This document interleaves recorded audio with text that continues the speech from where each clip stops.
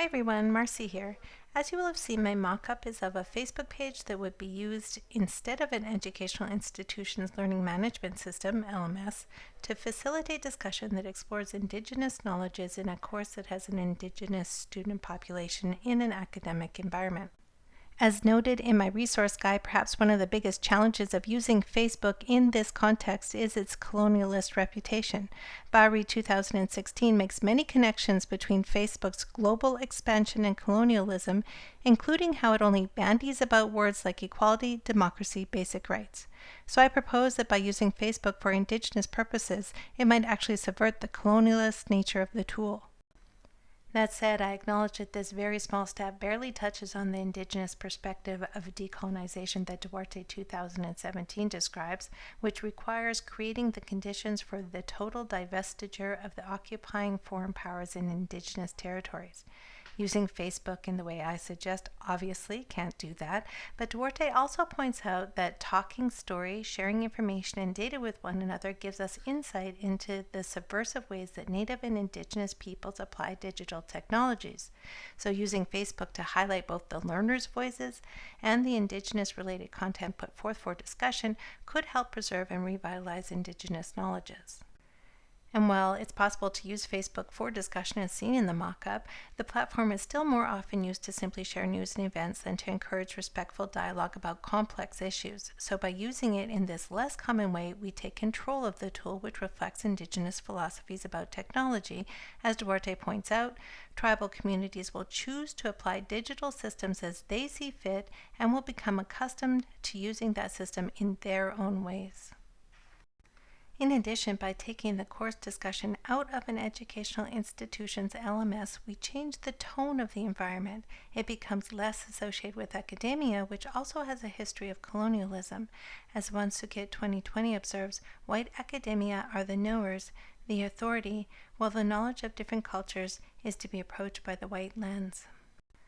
Schrader 2015 states, technology brings everyday life and interactions into the classroom, and I think the everydayness of Facebook makes the task of posting to the class discussion less like academic work and more like something most students do on a daily basis as part of their social life.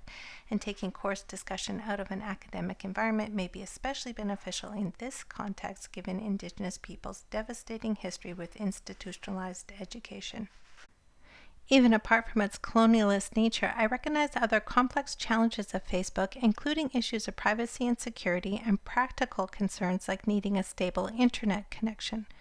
There are possible solutions to these issues which, due to time constraints, I can't go into here, but would like to briefly address the last issue of connectivity, which is especially challenging considering, as the KPIX CBS News report points out, almost half of Americans living in rural areas don't have access to broadband, and it is worse for those living on Native American tribal lands. But from my personal experience of living in Puerto Rico, where internet is highly unreliable, I still had better access to Facebook than to my university's LMS, which not only needs stable internet, but also needs institutional support to keep it online and functioning. So despite these issues, I still found that the good outweighed the possible bad, especially because student participation was so markedly better in Facebook than in the university's LMS, even when it was functioning. I kept track my first semester and found more students were posting. In one section, 28 of 31 learners participated, and just over half participated in every single discussion. The posts were often longer. Students replied to other posts more. And students started to include links to outside sources, which was not required and meant that students were taking the initiative to do further research on their own. If the course content were about Indigenous knowledges, like my mock-up, this would perhaps inspire students to do more independent study, which invites a more active or experiential learning approach, which is reflected in Indigenous learning philosophies, as we saw with week 3 Schwab Cartes's article that discussed Nal Modesta's experiential learning method. Students' preference for Facebook is supported by research. Hurd et al. 2012 state, across the board, our students embrace Facebook as a discussion tool. Facebook remedies many of the problems that students reported having with the traditional LMS system.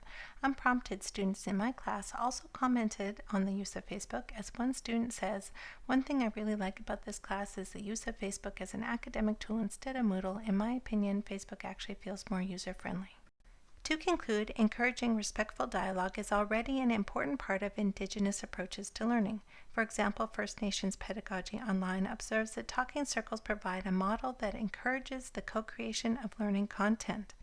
If the experience of online discussion is enhanced for Indigenous students, then it may become more like the talking circle, which provides a sense of communion and interconnectedness and becomes a rich source of information, identity, and interaction.